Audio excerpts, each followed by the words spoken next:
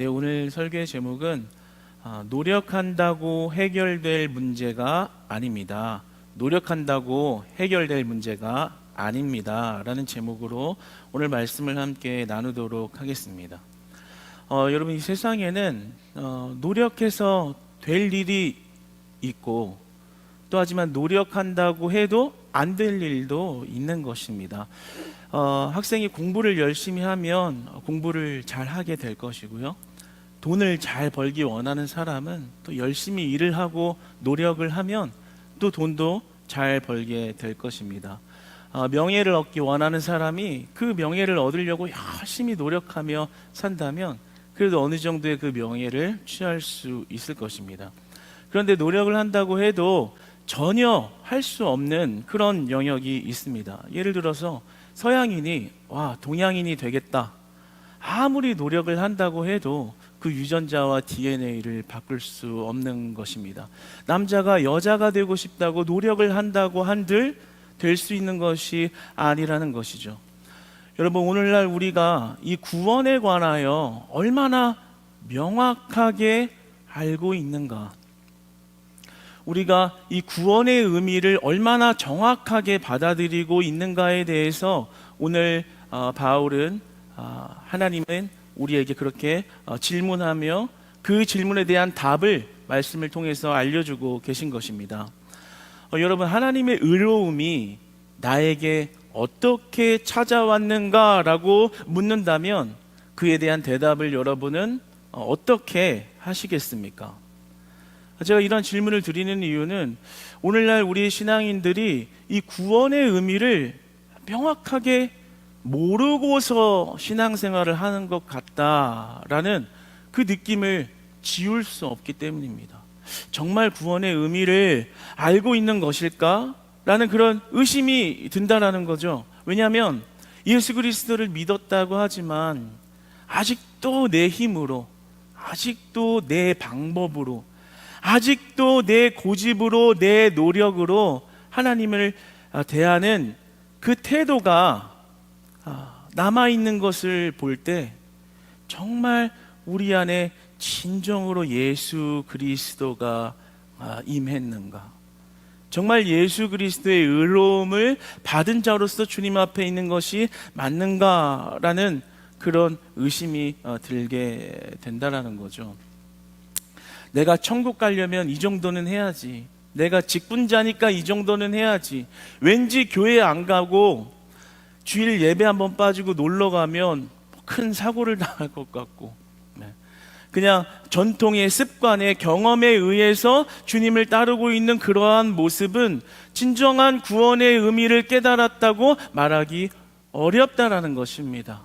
오늘 본문은 그러한 구원의 의미에 대해서 굉장히 명확하게 우리에게 알려주고 있습니다. 구원이라는 것이 우리의 열심이나 우리의 노력이나 우리의 행위에 조그마한 기여도 없다라는 거예요. 내 행위나 내 노력으로는 절대 구원을 얻을 수 있는 것이 아니다라고 말씀합니다. 그런데 유대인들의 가장 큰 문제가 있었습니다. 가장 큰 문제는 뭐예요? 그 율법의 행위로, 율법을 잘 지키는 그 행위로 그들이 의로워지려고 했다라는 것입니다.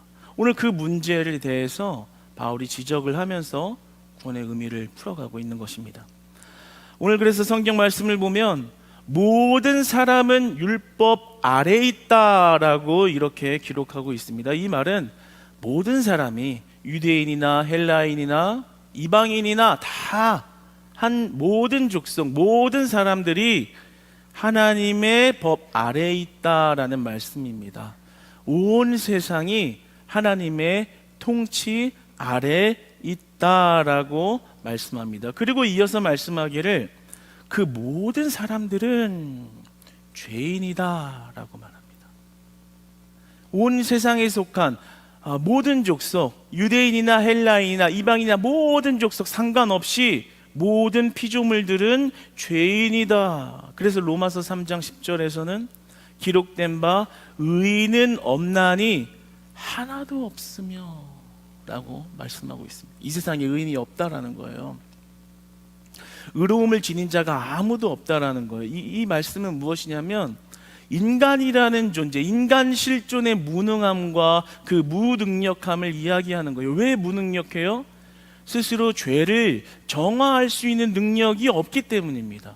죄를 대항할 수 있는 능력이 인간에게는 없다라는 거죠. 그러니까 율법 아래에 있는 모든 자들, 하나님의 통치권 아래에 있는, 온 세상 아래에 있는 모든 자들은 죄인이다, 무능력하다, 그 죄로부터 대항하고 그 죄를 스스로 정화할 수 있는 능력이 없다라는 것입니다. 여러분, 우리 모두가 하나님 앞에 죄인이라는 사실을 고백할 수 있는 믿음 있기를 축복합니다. 우리가 우리의 형질과 모습이 어떠한지를 깨닫고 주님 앞에 나아가는 것이 굉장히 중요합니다. 내가 노력 조금 더 했다고, 내가 이제 예수 믿어서 뭔가 남들보다는 조금 더 거룩한 모습으로 살아가고 있다고 의롭다 말할 수 없다라는 거예요. 내가 교회 열심히 나가고 남들보다 죄를 좀 덜 짓고 좀 더 도덕적으로 살아가며 칭찬받을 만한 모습이 있다 할지라도 하나님이 바라보시기에 똑같은 죄인이라는 거죠. 그 죄인은 날마다 겸손할 수밖에 없는 것입니다. 그러나 우리는 죄인이라는 그 사실을 인정하기 싫어합니다. 죄인이라는 그 사실을 거부하기를 원하죠.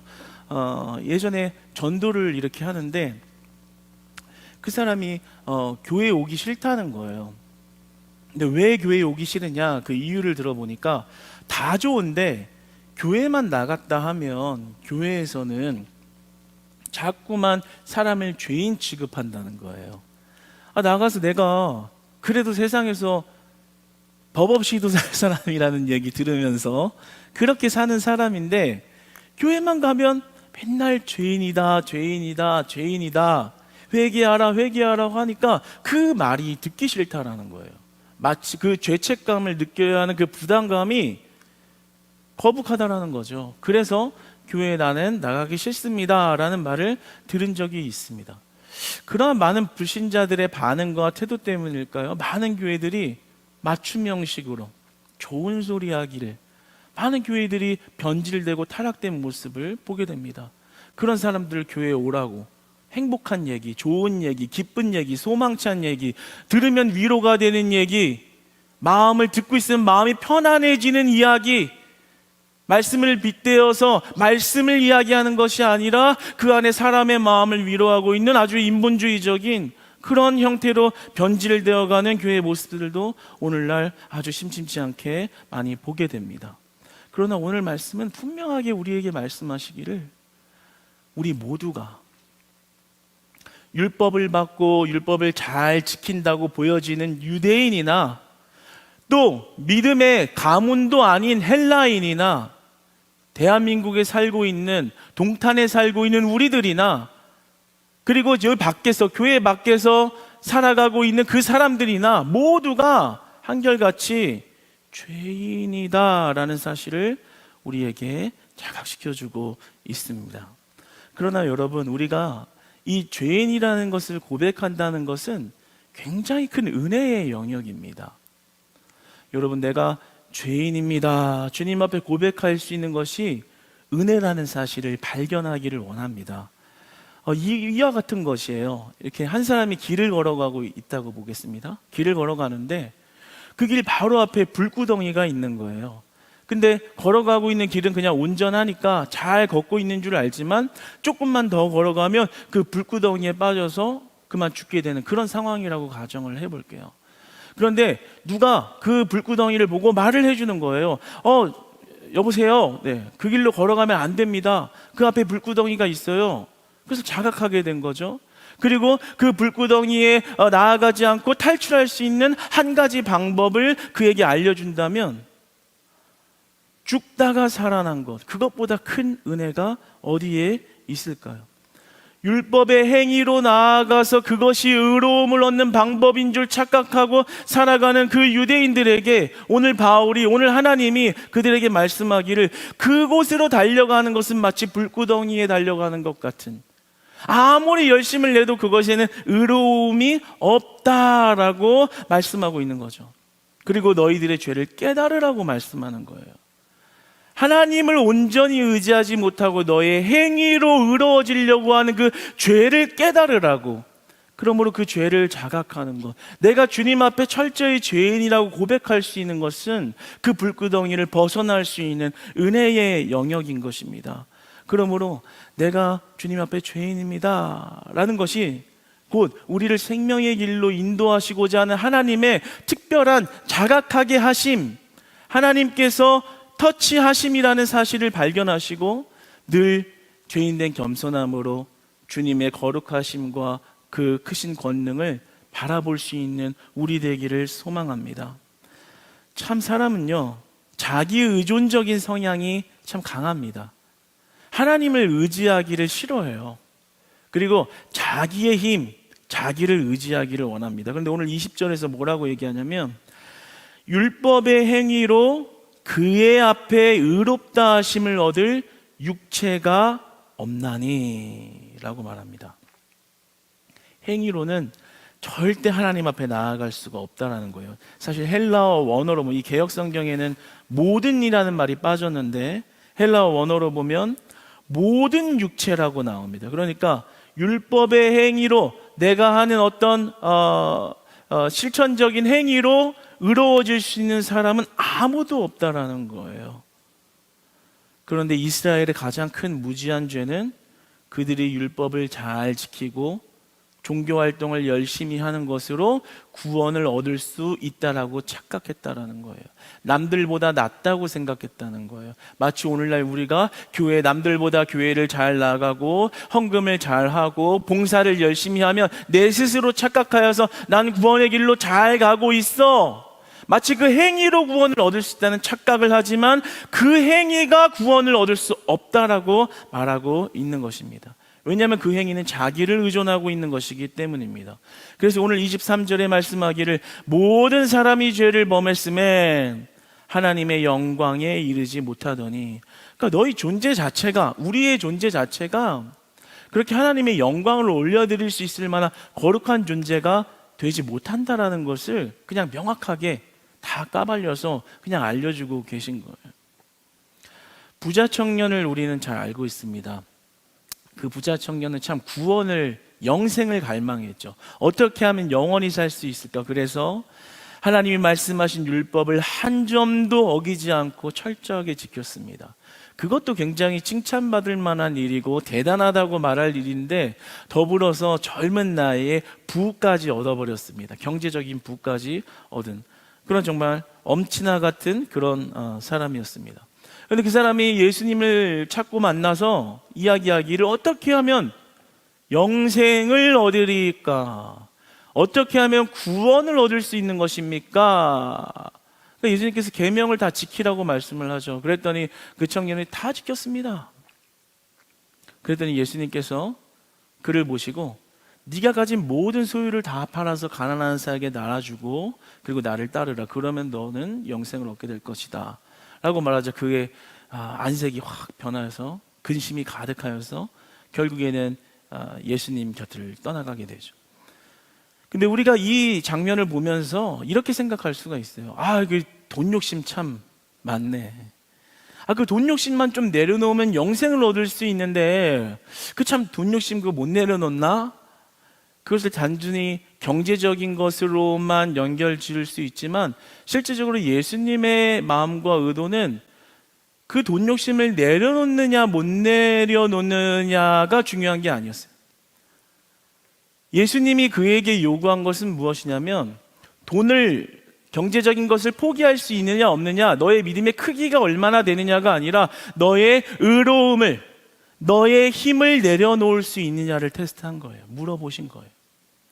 네가 네 방법으로, 네 힘으로 율법을 다 지켜온 것, 네 열심으로 돈을 모아온 것, 그 모든 열심과 힘과 방법이 네 방법이었다는 것을, 너가 너의 행위로 의로움으로 나아가려 했던 너의 힘이었다는 것을 깨닫게 하시고 나의 의로움, 내가 의로워질 수 있다는 생각을 내려놓고 예수 그리스도라는 의로움을 붙잡는 것에 생명이 있다는 것을 알려주신 것입니다.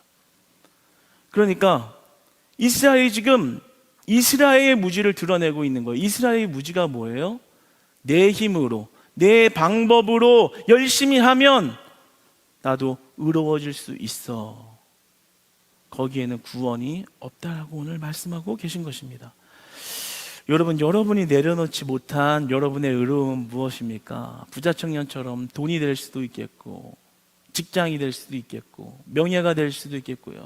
자녀가 될 수도 있겠고, 가정이 될 수가 있겠고, 비전이 될 수도 있겠습니다. 여러분, 내 힘으로 의로워지려는 어떤 모습을 하고 있습니까? 내가 봉사하고 있으니까 난 괜찮아. 헌금하고 있으니까 괜찮아. 나 직분 받아서 신앙생활 한 지 오래됐으니까 난 구원의 길 잘 가고 있는 거야.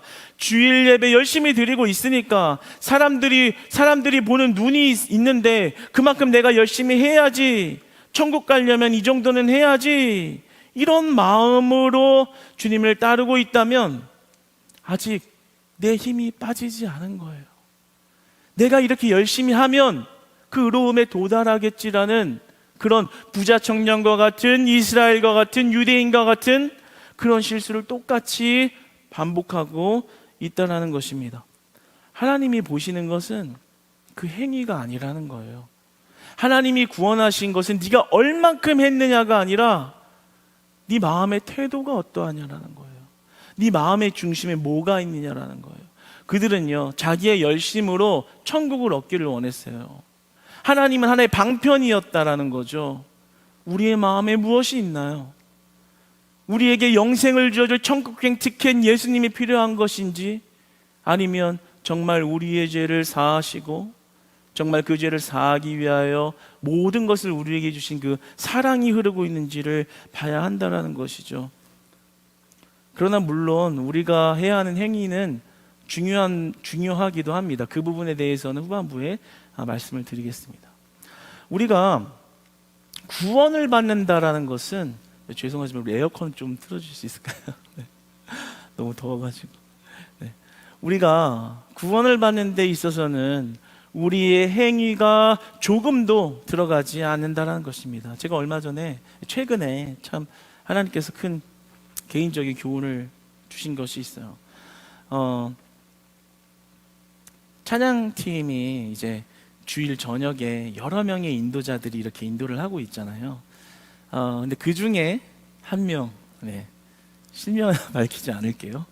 그 중에 한 청년은 제가 이렇게 특별히 좀 훈련을 해서 잘 키워보려 했습니다. 그런 과정에 있기도 했지만 사실 시작을 제대로 못했어요. 왜냐하면 제 안에 플랜이 있었거든요.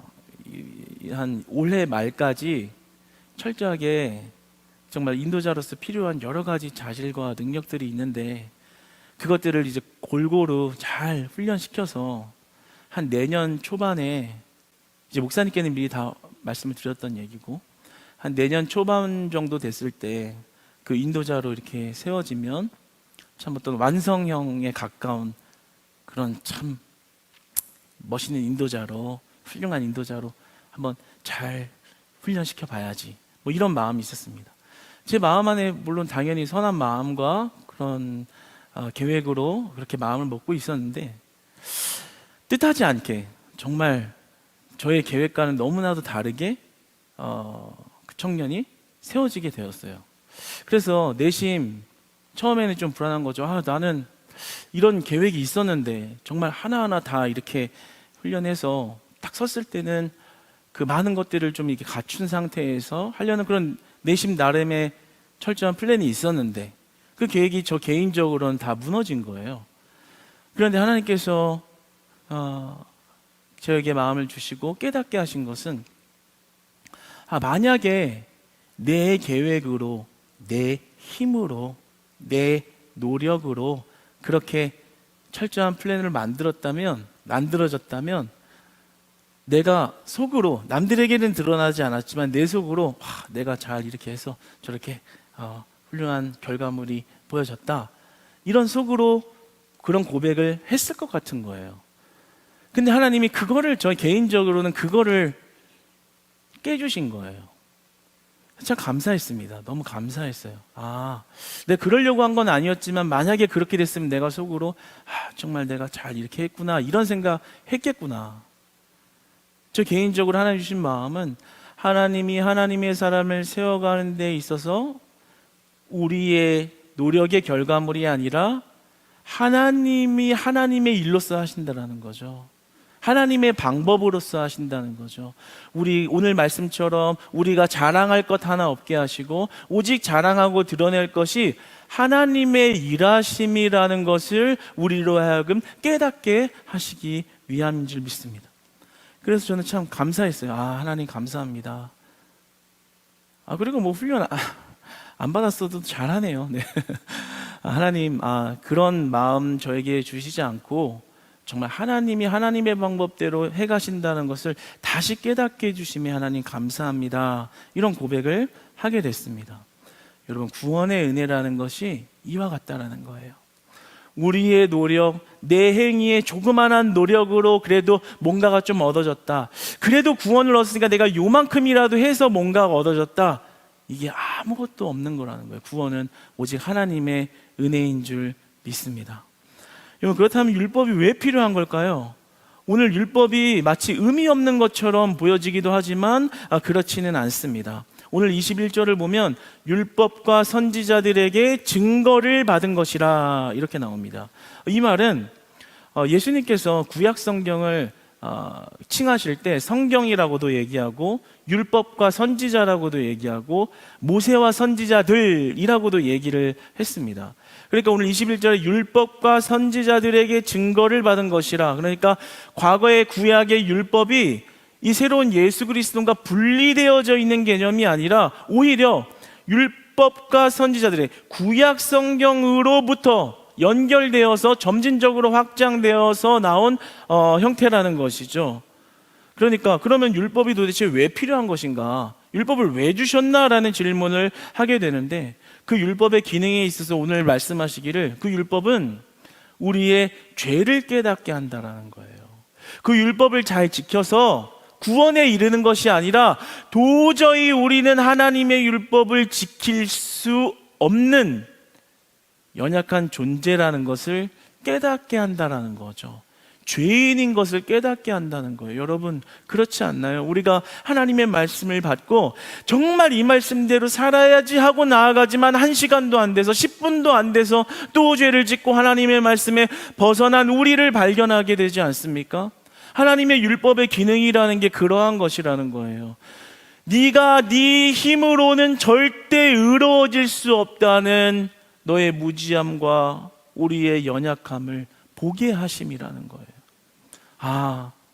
내 힘으로 나는 절대 의로워질 수 없는 사람이구나. 아무리 노력하고 잘해도 내가 하나님 말씀 100%다 지킬 수 없는 그런 연약한 사람인 거구나. 그래서 오늘 본문 21절에 이렇게 시작하죠. 이제는, 분위기를 확 바꿔가면서 이제는 이렇게 시작합니다. 로이드 존스 목사님은 이 21절을 이렇게 말합니다. 인간 상태의 전환이다. 그러니까 이전에 율법의 관계에 있던 것에서부터 벗어나진 그 관계의 상태를 의미한다라고 그렇게 말했습니다. 그러니까 이제는 율법의 행위로 말미암음이 아니라 하나님의 한 의로 말미암는다라는 것입니다. 하나님의 의가 나타났다라는 거예요. 우리의 삶에, 죄인된 우리의 삶에 하나님의 의로움이, 한 의가, 오직 한 분이신 하나님, 오직 의로우신 한 분 하나님이 우리의 죄인된 자들의 삶에 나타났다라는 것입니다. 시편 32장 1절은 그래서 이렇게 말씀합니다. 우리 함께 화면을 보며 읽어보겠습니다. 시작. 허물의 사함을 받고 자신의 죄가 가려진 자는 복이 있도다. 허물의 사함을 얻고 그 죄의 가리움을 받는 자는 복이 있다. 그러니까 인간은 도덕적으로 아무리 훌륭해도 죄의 사함을 이렇게 받을 수 있는 존재가 아니고 죄를 사할 수 있는 능력도 없다라는 거예요. 그런데 허물의 사함을, 그 죄를 가리워주는 하나님의 은혜를 받은 자는 복이 있도다. 죄인이지만 그런 죄인을 의롭다 말씀하여 주시는 하나님의 은혜를 받은 줄 믿습니다. 그래서 22절에 뭐라고 말씀합니까? 예수 그리스도를 믿음으로 말미암아라고 말합니다. 여기서 참 중요한 것이요, 하나님의 의를 예수 그리스도와 동격으로 놓았습니다. 이제 원문에 보면, 그러니까 이 하나님의 의로움이라는 것을, 우리가 구원을 받을 수 있는 그 의로움을 오직 예수 그리스도로 한정시켰다는 거죠. 그래서 바울은 1장 17절에서 이렇게 말합니다. 믿음으로 믿음에 이르게 하나니, 그 믿음의 구체적인 내용을 오직 예수 그리스도로 한정시켰다는 거죠. 그러니까 그것은 법정적인 판결인 거예요. 우리가 예수 그리스도를 믿으면 죄인이지만 그 죄인을 의롭다 하여 주시는 은혜를 주신다는 것입니다. 여러분, 우리는 다 그런 은혜를 받은 자들인 줄 믿습니다. 내 신분은 죄인이고 나는 늘 죄 지을 수밖에 없는 연약한 사람이지만, 그런 우리의 신분을 하늘의 시민권으로 바꿔주셨다는 거죠. 오직 예수 그리스도가 우리를 의롭게 하신 줄 믿습니다. 그 의롭게 하심에는 차별이 없다라고 말씀하십니다. 22절에 보면 모든 사람들의 하나님 아래에 있는 것처럼 예수 그리스도를 믿는 모든 자들에게 차별 없이 그 구원의 은혜를 베푸신다라고 말씀하십니다. 우리가 잘 살거나 또는 못 살거나, 병들었거나 건강하거나, 그리고 어떤 모습으로 살아왔거나, 또는 세상적으로 볼 때 부족하다고 여겨지거나 잘났다고 여겨지거나, 상관없이 누구든지 차별 없이 그리스도를 믿는 믿음을 가진 자들에게는 그 하나님의 의로우심을 주시겠다라고 말씀하시는 겁니다. 여러분, 그러므로 우리가 그 의로움을 받은 자라면 우리 안에 기쁨이 회복되어지는 것입니다. 그리고 감사가 회복되어지는 것이에요. 왜요? 죄인된 나의 신분을 내 노력이 1도 없는데 의롭다 하여 주신 그 은혜 때문인 것입니다. 그러므로 하나님의 사랑은 조건적인 사랑이 아니라 값 없는 사랑인 것입니다. 그러니까 예수 그리스도의 사랑은 비즈니스적인 관계가 아닌 거예요. 내가 얼마큼 했으니까 하나님이 이만큼 주셔야 돼, 내가 이렇게 했으니까 그래도 잘 되게 하실 거야가 아니라 그냥 하나님이 우리를 사랑해 주신 겁니다. 우리의 겉모습과 상관없이, 우리의 신분과 상관없이 그냥 사랑해 주신 것입니다. 그런데 우리는 거저받았지만 그 예수님은 똑똑한 대가를 지불하신 거예요. 정말 그 비참한 모든 것들을 지불하시고 우리에게는 거저 주셨다라는 거예요. 그래서 우리의 믿음의 행위는 수동적으로 받아들인 것이지만 능동적으로 나타나게 되는 것입니다. 죄인된 우리에게 우리의 죄를 예수 그리스도께서 전가하시고 의로움으로 우리에게 전가해 주신 그 은혜를 생각할 때 우리는 우리의 마음의 동기로부터 우러나 자발적인 순종으로 나아가게 되는 것입니다. 그러니까 내가 내 의지로, 내 힘으로, 경험으로, 억지로 겨우 주님을 따라가고 있다면 정말 죄인된 나를 의롭게 하신 그리스도의 은혜가 흐르고 있는가를 돌아봐야 하는 것이에요. 정말 내 죄가 얼마나 철저한 죄인인가를 깨달았을 때 도저히 헤어나올 수 없는 불구덩이에 존재할 수밖에 없는 나를 자녀 삼아 주시고 의롭다 해 주신 은혜가 발견되어지면 내 안에 기쁨과 감사가 회복되는 것이죠. 주님을 따를 수 있는 것이 감사한 것이죠. 예배했으니까 잘하고 있지. 그래도 예배는 드려야지. 크리스찬이니까가 아니라 예배할 수 있는 게 감사한 거예요. 왜 나 같은 죄인이 밖에 나가서 예수님 모르고 살아도 충분할 그런 나쁜, 그런 모자란 내가 무엇이 간데 하나님께서 나를 사랑하여 주셔서 예수님을 알게 하셨을까? 예수님을 믿게 하셨을까? 왜 나를 이 자리로 부르셨는가? 주님이 왜 나에게 정말 내가 뭘 잘한 게 있다고 왜 그 은혜를, 그 믿음을 왜 거저 주셨는가? 그 예수님의 마음이 보이기 시작할 때 우리 안에 잃어버린 감사가 회복될 줄 믿습니다. 사랑하는 여러분, 우리에게 필요한 것은 단순히 우리의 행위나 남들 보기에 괜찮은 그런 겉모습이 아니라 오늘 말씀하시기를 믿음으로 믿음의 삶을 살아가는 것.